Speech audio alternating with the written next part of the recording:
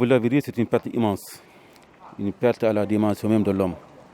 Un homme humain, un humain qui vient de nous quitter, Lamine Sagna.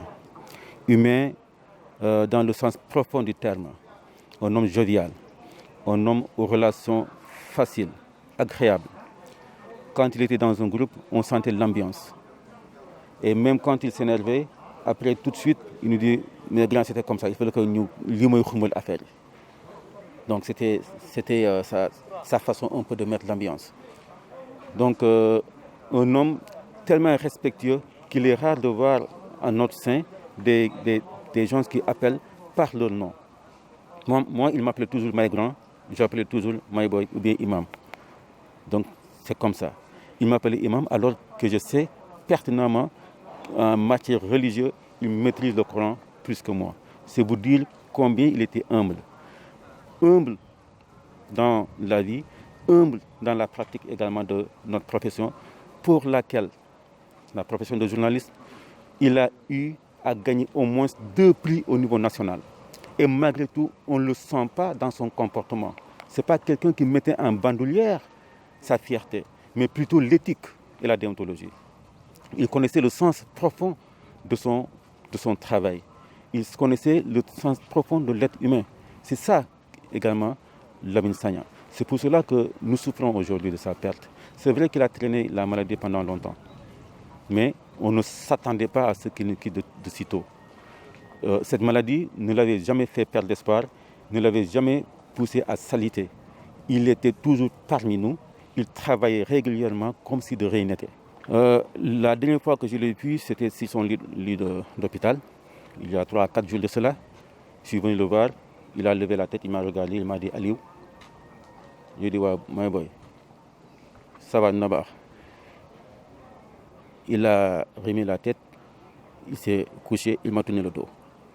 Je n'ai pas pu tenir l'image, je suis sorti aussitôt. Aujourd'hui, c'est l'image.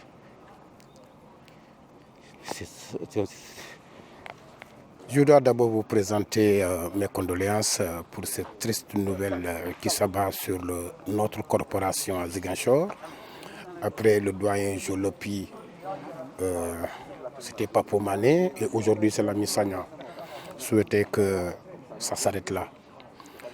Le jeune Lamine Sagna a été le premier correspondant de la RFM à Sidiou. On a partagé de bons moments parce que il est issu d'une famille que moi je connais bien.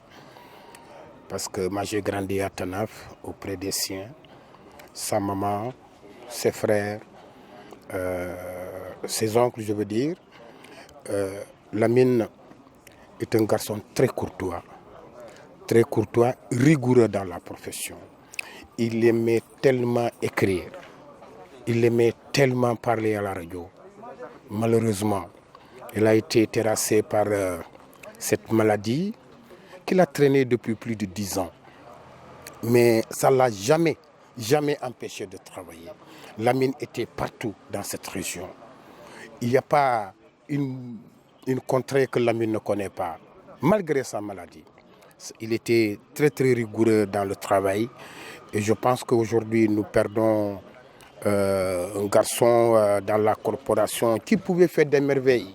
Parce qu'après, au-delà même d'être un correspondant de journal ou d'organe de presse, Lamine, il a créé même un site internet. Tout ça, c'est montrer que ce garçon aimait bien cette profession. Et il faisait ce travail-là avec beaucoup de passion, avec beaucoup de rigueur. Et je pense qu'aujourd'hui, nous allons continuer à le pleurer. Mais c'est Dieu qui décide de notre sort à nous tous. La plume de Lamine Sagna dépasse largement les frontières de la Casamance. C'est un journaliste avéré. Bien sûr qu'il est instituteur, mais il s'est transformé dans le temps pour être un journaliste avéré. Jusqu'à ce qu'il a gagné des prix au niveau national. Donc cela est d'abord un talent particulier. Parce que sur des milliers de journalistes au Sénégal, tu gagnes un prix. Il y a de cela une dizaine d'années. Donc, à savoir que Lamine Sagna, sa plume dépasse largement les frontières de la Casamance. C'est un ami, hormis tout. Il se déplaçait fréquemment pour venir chez moi. On prenait du thé ensemble. Je fais partie de ses meilleurs amis. parce qu'il me fréquentait beaucoup.